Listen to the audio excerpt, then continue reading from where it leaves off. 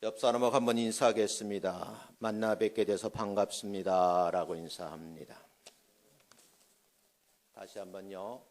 건강의 복을 받아 누리시기 바랍니다. 라고 인사합니다.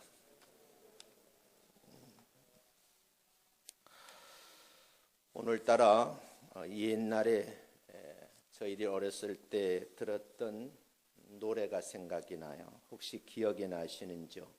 보니엠이라고 하는 독일의 혼성 그룹이 있어요. 그분들이 불렀던 노래가 By the Rivers Babylon이라는 노래거든요. 제 나이 또래면 거의 다 많이 불렀을 노래예요. 근데 여러분, 이 노래에는 두 개의 시편이 깃들여져 있습니다. 바벨론 강가에 앉아서 시온을 기억하면서 울었다는 노래죠. 어렸을 때 저는 이 노래를 들으면서 너무 경쾌한 리듬이라서 이렇게 가사의 깊은 내용을 잘 몰랐어요. 근데 그 내용을 보니까요, 참 의미가 있는 곡이고 다윗의 그 시편에 있는 내용들이 깃들어져 있더라고요. 우리가 바벨론의 여러 강변에 앉아서 시온을 기억하면서 울었도다 그랬어요.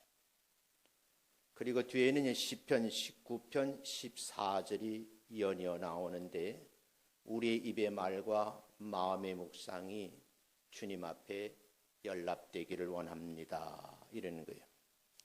만약에 시간이 좀 되었으면요, 이 곡을 한번 듣고 싶은 생각이 드는데, 지금 분위기도 그렇고 또 내용도 그렇고 그래서 여러분 앞에 생략은 하지만, 혹시 집에 가셔서 옛날을 생각하시면서 그 가사를 한번 깊이 생각하면서 한번 이 곡을 들어보셨으면 어떨까, 그런 생각을 좀 해봅니다. 오늘은 여러분들하고 시편 22편 1절부터 11절까지 있는 말씀을 가지고 여러분들과 함께 말씀을 한번 같이 나누려고 합니다. 이 말씀 속에는요, 여러 가지 의미가 좀 함축되어 있어요. 그래서 이 말씀을 보면서 정말 하나님께서 여러분과 저를 위해서 어떻게 하셨을까 하는 그런 거룩한 고민을 해보는 종료 주일이 되었으면 합니다. 본문의 내용을 이렇게 설명을 하겠습니다. 다윗은요, 고난을 받은 적이 참 많이 있었습니다. 그 나름대로 원인을 분석해 보니까요, 크게는 두 가지예요. 본인이 저지른 죄 때문에 고난을 받았어요. 그런가 하면 믿음을 지키려다가 고민을 받은 예도 있습니다. 우리 하나님께서는 어떤 고난이라도 이겨낼 수 있는 힘을 여러분과 저에게 주실 줄로 믿습니다. 예수님의 고난도 한번 이번 주간에 생각해 보시기 바랍니다. 예수님의 고난은 주어진 사명을 감당하고 하나님의 뜻을 이루기 위해서 당하신 고난입니다. 예수님도 이 고난을 이겨내셨고 승리하셨습니다. 예수님의 고난을 깊이 묵상을 해보면 우리에게도 고난을 이길 힘을 주시는 분이 바로 하나님이시구나 하는 그런 담대한 믿음을 가지시고 이겨낼 수 있는 여러분들 되시기를 주의 이름으로 축원합니다. 옆 사람과 한번 같이 한번 말씀을 나누겠는데요, 좀 길지만 함께 해주시기 바랍니다. 우리 하나님은 고난의 과정을 통과하게 하십니다. 시작. 다시 한번요. 우리 하나님은 고난의 과정을 이길 힘도 주십니다.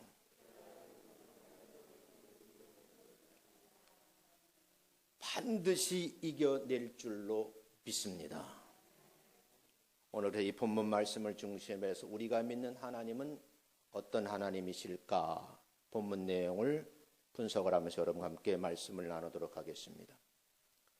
잃어버린 사람을 실종자라 그러거든요. 실종자는 민법상 부재자라 그래요. 그의 생사가 일정 기간, 약 한 5년 기간 그 생사가 확실하지 않을 때는 법원으로부터 실종 선고를 받게 되고, 우리 주변에 없는 사람들로 사람들이 인정을 합니다.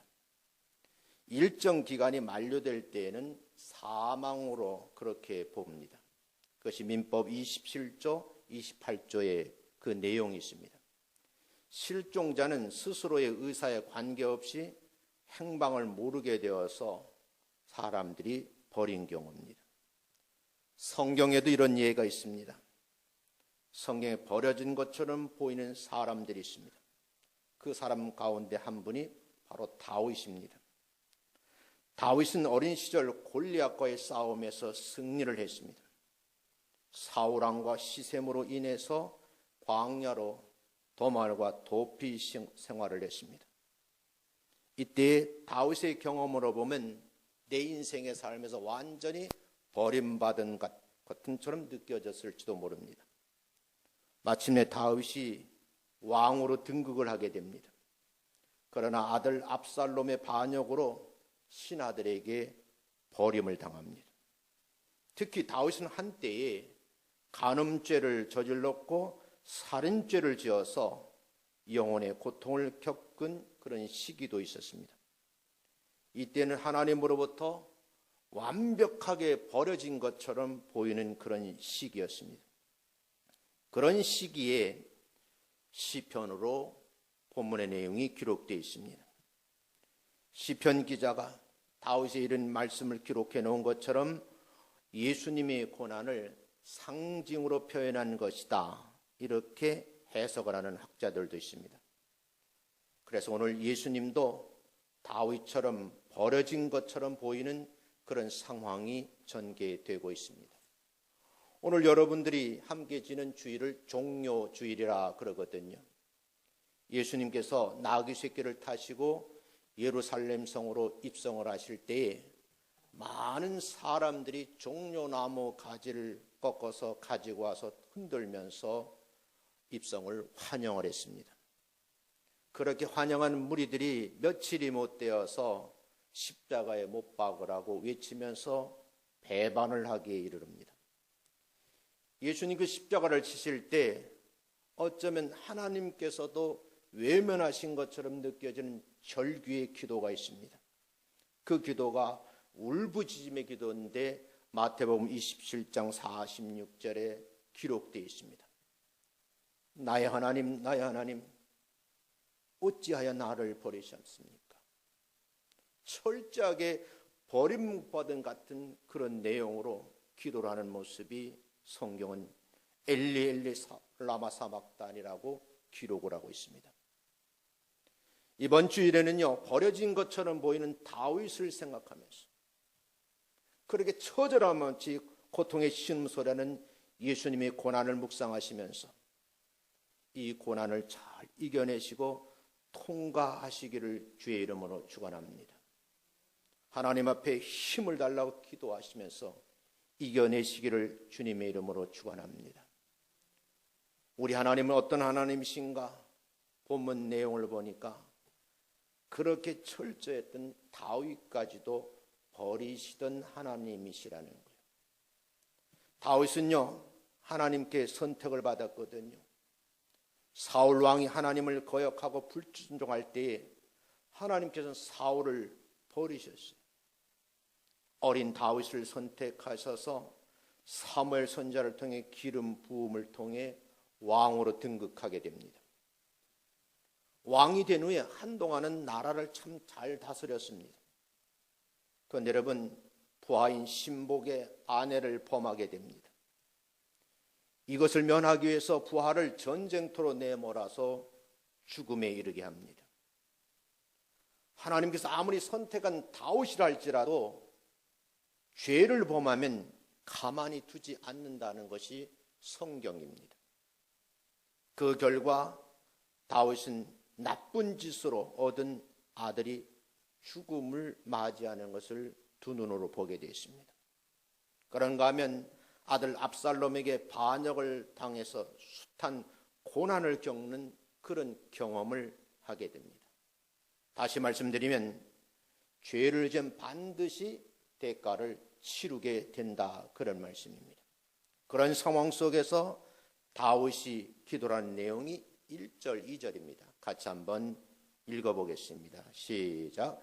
내 하나님이여, 내 하나님이여, 어찌 나를 버리셨나이까?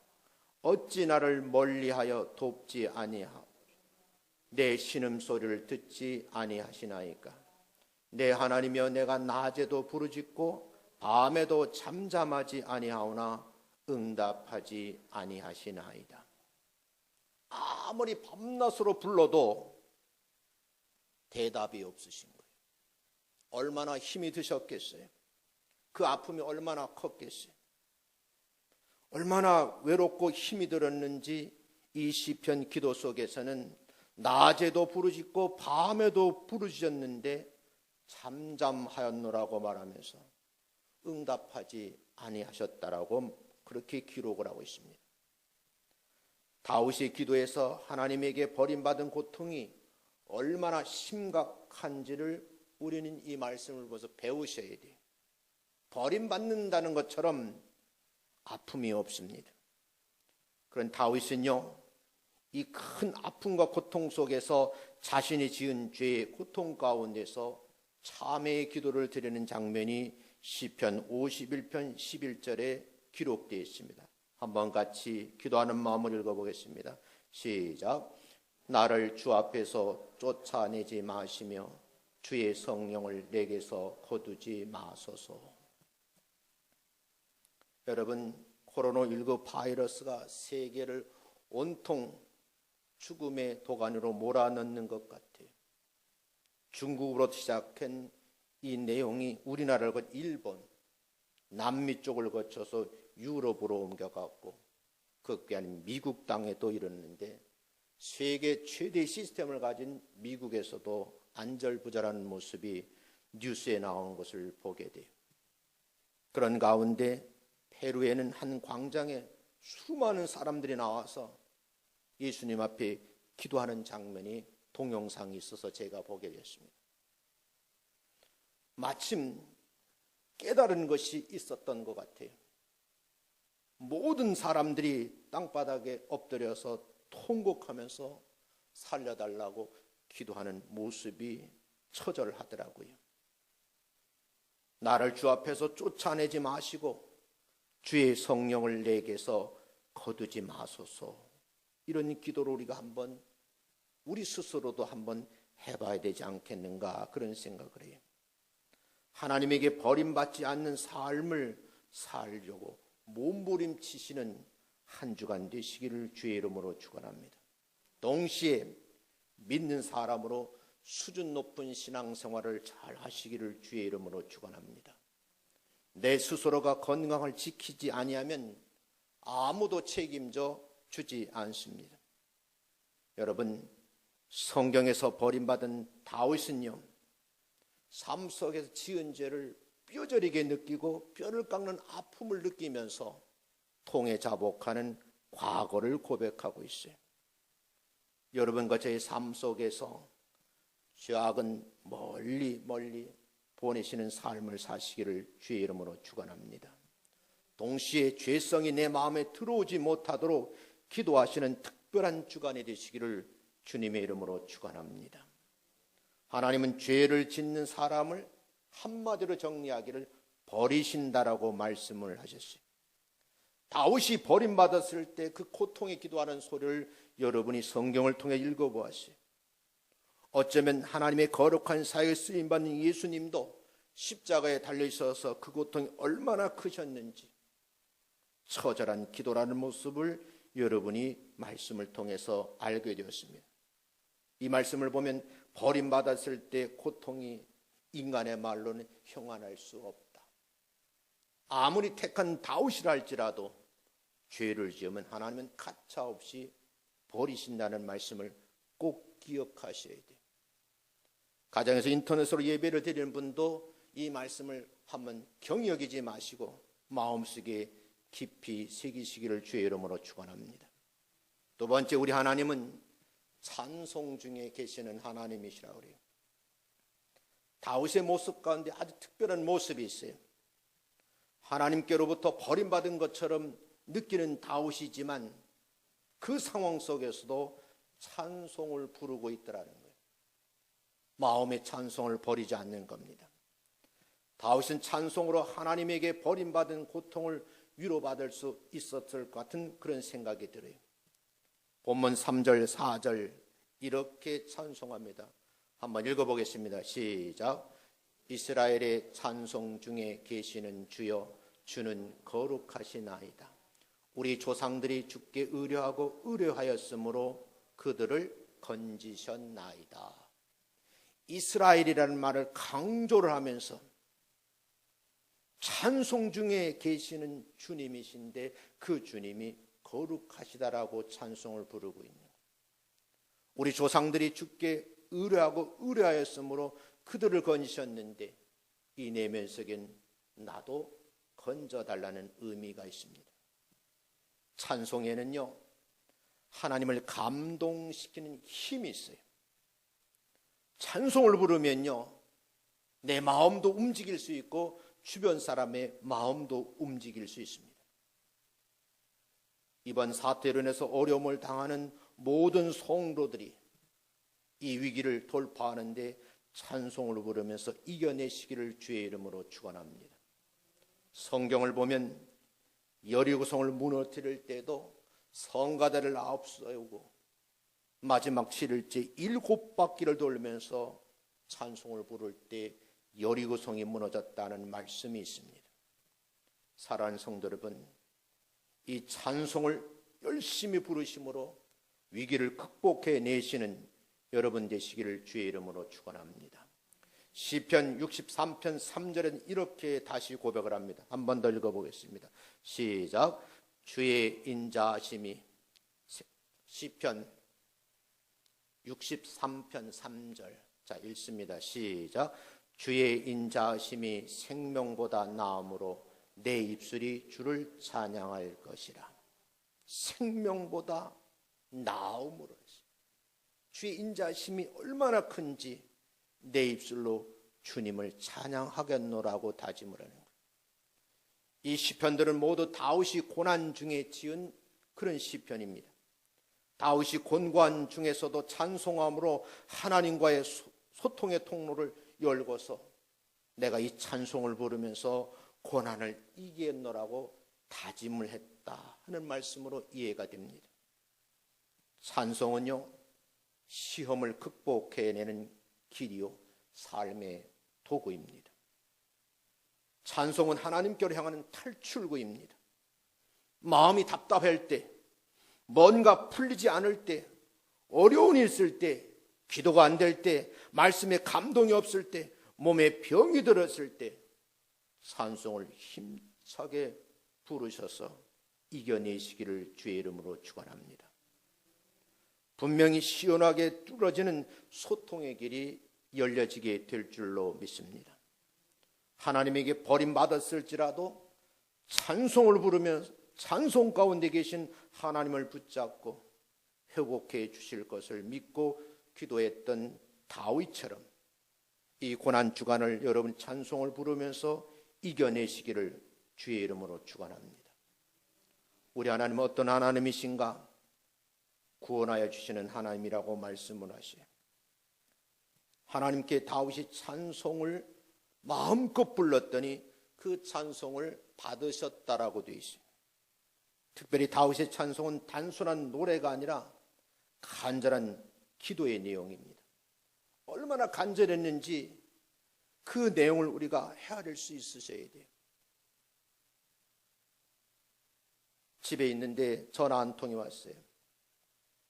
좀처럼 저에게 부탁을 안 하시는 분인데 모르는 분의 이름이 안 뜨니까요. 들어보니까 목사님 저예요 그래요. 누구시냐 그러니까 저 이연숙 집사예요. 무슨 일이 있는가 물으니까 목사님 기도해 주세요. 왜 무슨 일이 있어? 그러니까 제가 119에 실려서 병원에 왔는데 중환자실에 있다가 오늘 일반 병실로 나왔어요. 그래서 내용이 뭐냐 그러니까 지주막하 출혈이라는 거예요. 너무 어려운 용어라서 제가 스마트폰으로 내용을 검색을 해봤어요. 친구에게 다시 물었어요. 상태가 어떠냐? 그러니까 위험한 곳이라는 거예요. 그런데 찾아가 보니까 말도 하고 대화를 할 수 있어 다행입니다. 얼마나 다급했으면 평상시 저에게 그런 부탁을 안 하시는 분인데 기도해달라고 부탁을 하더라고요. 절박한 상황에 처하면 하나님 앞에 기도할 수밖에 없는데 기도의 내용이 생각이 안 나는 거예요. 그럴 때 여러분, 다윗처럼 찬송을 부르면서 이겨내시기를 주의 이름으로 축원합니다. 특별히 다윗의 찬송은 단순한 노래가 아니라고 말씀을 드렸어요. 간절한 기도라고 말씀을 드렸어요. 그 기도의 내용이 6절부터 8절까지 이렇게 소개되어 있습니다. 한번 읽어보겠습니다. 시작. 나는 벌레요 사람이 아니라 사람의 비방거리요 백성의 조롱거리니이다. 나를 보는 자는 다 나를 비웃으며 입술을 삐죽거리고 머리를 흔들며 말하되 그가 여호와께 의탁하니 구원하실 걸 그들 기뻐하시니 건지실 걸 하나이다. 이 기도의 내용은요, 역설적인 의미가 담겨져 있어요. 그 내용 첫 번째가 다윗은요, 자신을 조롱하는 비난을 통해서 자기 자신을 성찰하고 있는 거예요. 다윗이 죄를 범하고 보니까 사람들이 사람 취급 안 하면서 벌레 같다라고 말해요. 그런 비방 어린 말을 많이 듣는 거예요. 이 소리를 들으면서 그렇다, 난 벌레 같은 놈이다 라고 인정을 하는 겁니다. 자신의 죄악을 숨기고 감추는 것보다 더 악한 악인은 없습니다.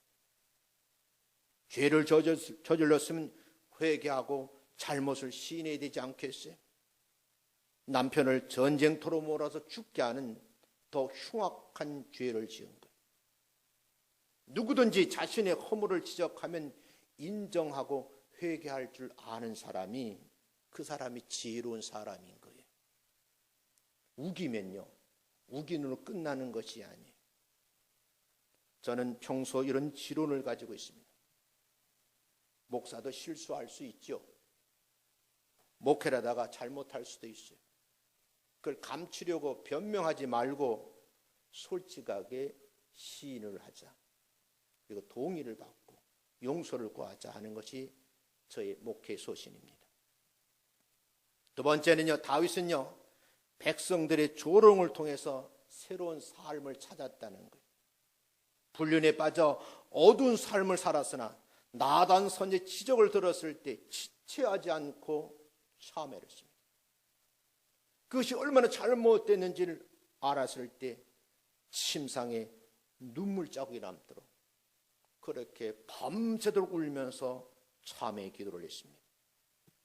세 번째는요, 다윗은 사람들이 그가 여호와께 의탁하니 구원하실 걸, 그를 기뻐하시니 건지실 것이라는 말을 사실로 바꿔받으려 비아냥거리는 말이거든요. 세상 사람들은 그렇게 비아냥거려도 그 말을 바꿔 받아들인 겁니다. 비록 하나님의 사람을 비판하는 말에도 진리가 숨을 있을 수 있다, 이렇게 한번 해석을 해보시기 바랍니다.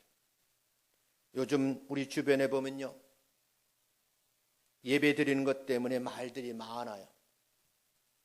거기에 대해서 신랄하게 비판하는 분도 많더라고요.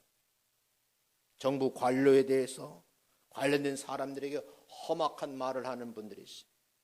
그분들이 하고 싶어서 하겠어요? 여러분과 저의 건강이 염려돼서 부탁하는 거 아니겠느냐, 그 말이에요. 사회적 거리를 두라 그러면 스스로 지키는 것도 굉장히 중요하죠. 사랑하는 성도 여러분, 다윗의 이 고백의 기도를 한번 들어보시면서 위대한 결단할 필요가 있다, 저는 그렇게 생각을 합니다. 다윗은 고난을 겪은 후에 재기한 것처럼 주님도 십자가의 고난 후에 부활하셨다는 말씀을 한 번 더 기억해 내시기를 주의 이름으로 축원합니다. 네 번째, 우리 하나님은 모태에서 택하신 하나님이라고 다윗은 고백을 해요. 인간들은 하나님의 섭리는요, 창세 전부터 예정되어 있습니다. 하나님께서 예정하신 구원의 섭리는 무궁무진합니다. 누가 언제 어디에서 구원받을지 알 수가 없고 그 내용은 하나님만 아시는 겁니다. 그래서 다윗은 이렇게 고백합니다. 그 내용이 9절부터 11절까지 같이 한번 읽습니다. 시작. 오직 주께서 나를 모태에서 나오게 하시고 내 어머니의 젖을 먹일 때 의지하게 하셨나이다. 내가 날 때부터 주께 맡긴 바 되었고 모태에서 나올 때부터 주는 나의 하나님이 되셨나이다. 나를 멀리 하지 마옵소서. 환난이 가까우나 도울 자가 없나이다. 마지막 말씀이 마음을 울려. 환난이 가까우나 도울 자가 없다는 것.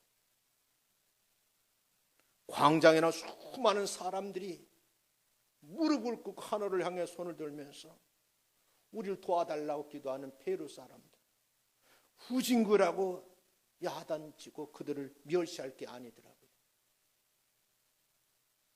미국의 의료진들도요, 급박하니까 특정 장소에 모여서 의사들이 기도하는 모습이 인터넷 기사로 떴더라고요. 여러분과 제가 이 위기를 모면하기 위해서는 도울 자가 우리 하나님이시기에 도움을 구하시는 기도를 많이 하시기를 주의 이름으로 축원합니다. 다윗은 자신의 출생에 대한 하나님의 섭리를 근본적으로 믿고 있는 사람이, 이 믿음의 근거에서 하나님께서 자신을 멀리하지 않기를 간절한 마음으로 기도하고 있는 겁니다.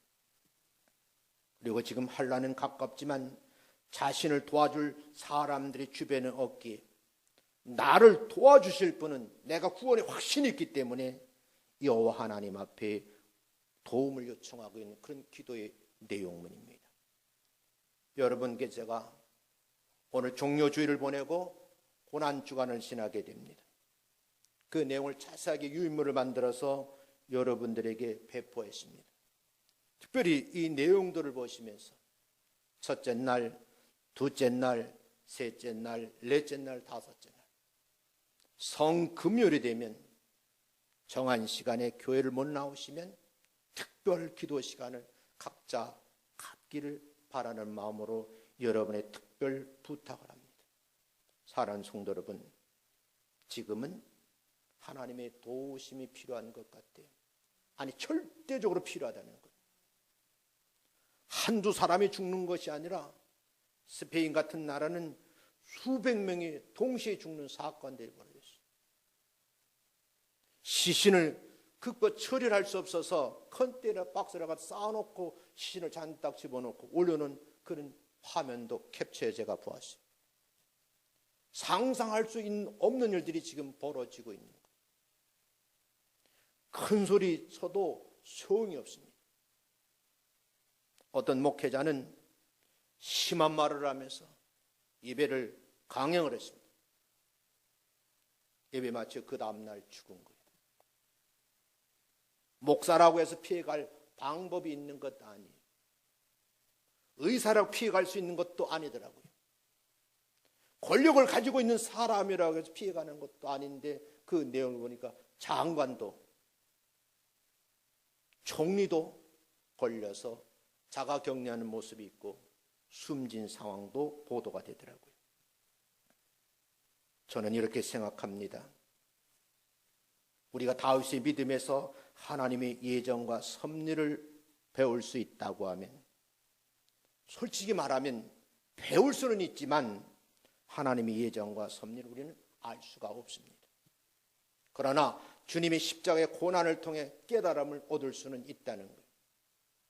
어쩌면 하나님이 주신 이 십자가의 고난을 왜 당하셨을까 이해가 안 되셨다고 하면, 이번 고난주간을 보내시면서 그 삶이 내 몸에 정말 부딪히고 여러분 삶 속에 깨달음이 있는 그런 특별한 주간이 되시기를 주님의 이름으로 축원합니다. 그것이 예수 믿는 사람들의 할 일이 아닐까, 저는 그렇게 생각을 합니다. 사랑하는 성도 여러분, 세상에 태어나기 전부터 하나님께 예정하셨기에 우린 하나님 앞에 감사의 고백을 드려야 되고 찬송을 불낼 책임이 있어요. 그리고 도움을 요청할 기도가 절실하게 필요한 시기가 바로 지금이다. 그런 생각이에요. 고난이 왔을 때 드리는 기도는 처절한 기도입니다. 간절한 기도입니다. 이 기도는 해도 되고 안 해도 되고 되는 게 아니에요. 이연숙 집사가 그렇게 나에게 기도 요청을 하는 거예요. 새벽 예배 때 제가 새벽 기도하는 분들에게 부탁을 드렸어요.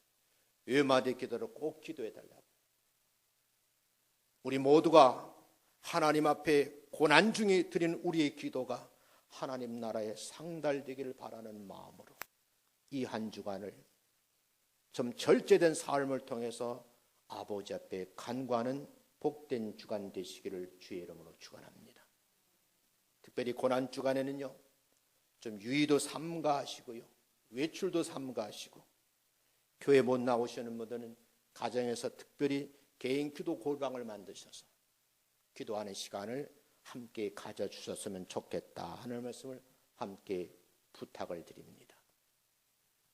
우리가 하나님 앞에 감사의 내용을 보고하고 마음의 찬송을 드리면 고난 주간을 무의미하게 보내는 것이 아니라 우리를 예정하신 구원에 감사하며 그 은혜를 고백하는 복된 주간이 될 줄로 믿습니다. 제가 방금 소개드렸던 정말 바빌론 강가에서 그렇게 기도하며 찬송을 불렀던 그 모습이 다시 한번 떠올렸으면 참 좋겠어요. 지금의 교회 모든 목회자들이 그래요.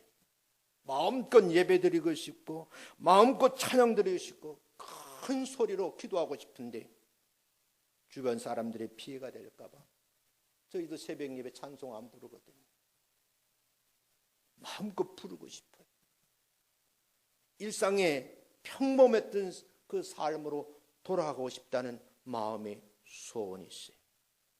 여러분과 제가 겪는 고난입니다. 이 고난 주간에 정말 간절한 기도를 하나님 앞에 드리는 여러분 되시기를 주의 이름으로 축원합니다. 함께 마지막으로 부탁. 정말 사업하시는 분들에서 기도했으면 좋겠어요. 제가 주변 사람들을 만나보니까 너무너무 어렵다는 거예요. 하루 종일 가게 문을 열어놨는데 저에게 보여주는데 금고에 딱 3만 원 들었어요. 그 3만 원 얼마니까 6분 와가지고 5천 원짜리 6봉 먹이 그게 다라는 거예요. 위기거든요.